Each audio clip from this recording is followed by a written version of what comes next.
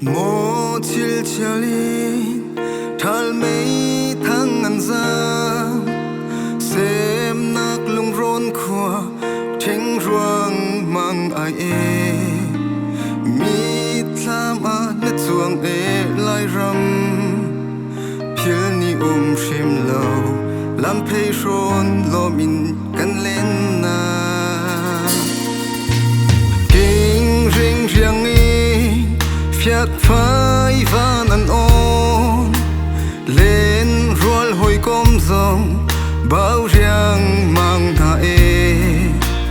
thin longa na cham e zun thing kan ngai tok to ne vakuang ti nga hring kan dum na phil nium lo kan sem na kan lai ram o chan khat khada ne nu kyur ding long kanon zung ding nu ko zung rem moi khu yang e ram cha lung du in lai shit lai kan len na za nol thang thar lom chal mal e len kan ser than tiang ni sun hi zai lain zoi la phil ni shim lo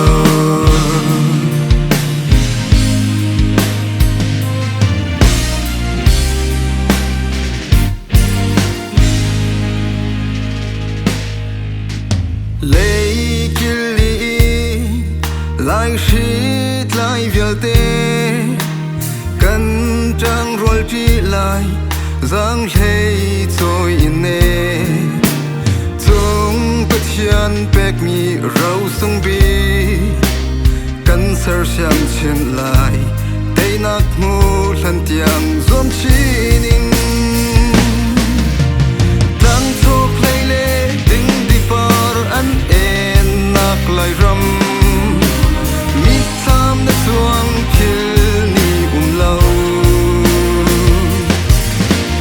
ngei nak din em in sa lang alang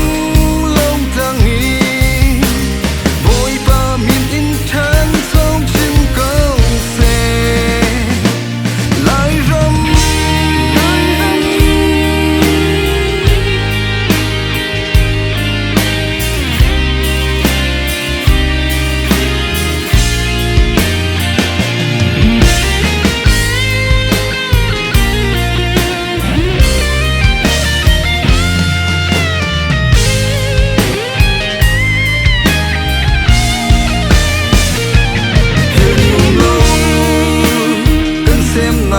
kan lai ram o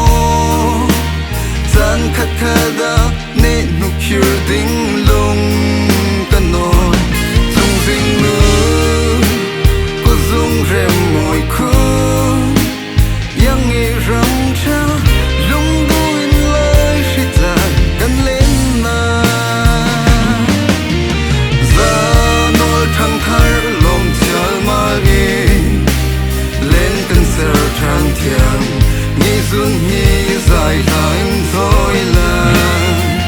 phil ni sa nol thang thar lom chal mal in len kan ser than tiang ni zun hi zai lain zoi la phil ni shim lo ni zun hi zai lain zoi